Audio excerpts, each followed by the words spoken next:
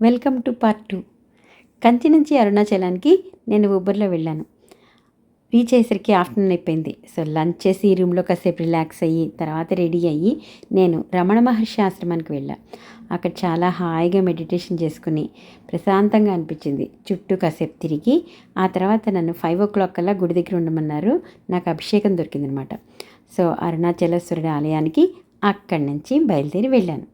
అరుణాచల నాదం స్మరామి అనీసం అభీత కుచాంబ సమేతం అరుణాచల.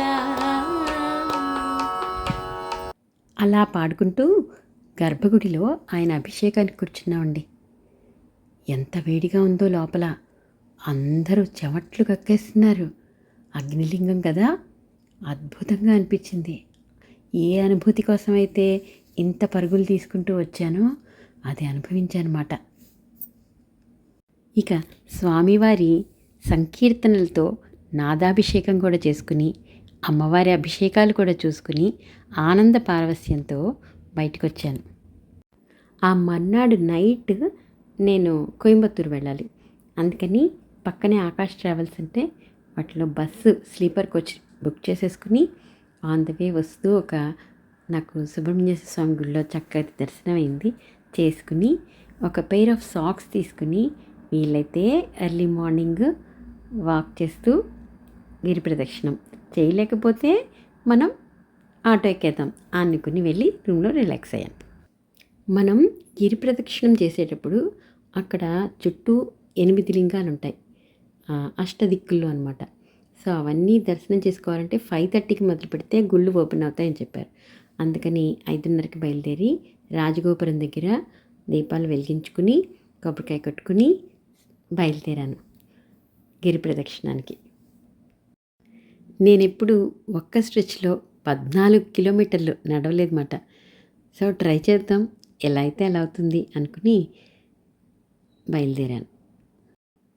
ఒక్కతినే కదా, దారంతా శివనామ సంకీర్తనలు చేసుకుంటూ భజనలు పాడుకుంటూ కనిపించిన వింతలన్నీ చూసుకుంటూ ఫోటోలు తీసుకుంటూ అక్కడ గుళ్ళన్నీ దర్శనాలు చేసుకుంటూ హాయిగా నడిచానమాట.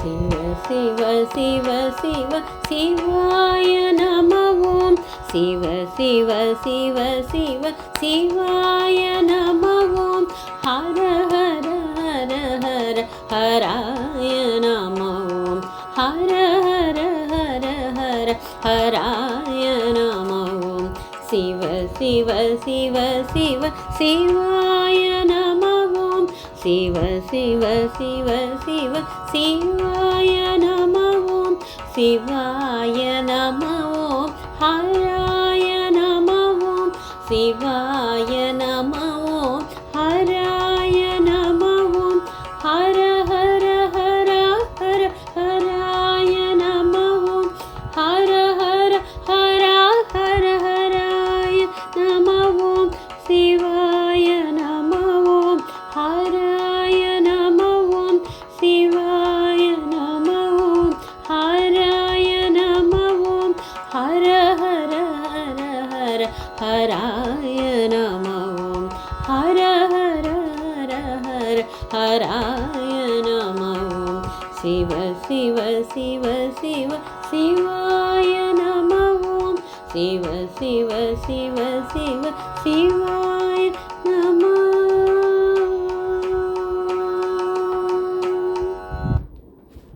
8:30-9 అలా అయ్యేసరికి ఎండ మొదలైపోయింది. నేను తీసుకెళ్ళిన హ్యాట్ పెట్టుకుని మళ్ళీ కంటిన్యూ చేశాను నడక. ఆ కొండను చూసుకుంటూ అలా నడుచుకుంటూ అప్పుడే వచ్చేసానా అన్నట్టు రాజగోపురానికి రీచ్ అయిపోయాను. ఇంతటితో అయిపోలేదండోయ్, ముందు ముందు మరిన్ని వింతలు జరిగాయి. నేను రూమ్కి వెళ్ళి రిలాక్స్ అయిపోయి 3 o'clock కల్లా బయటకు వచ్చా. ఎక్కడికి వెళ్ళాను తెలుసుకోవాలి కదా, పార్ట్ 3లో చూద్దాం. Stay tuned.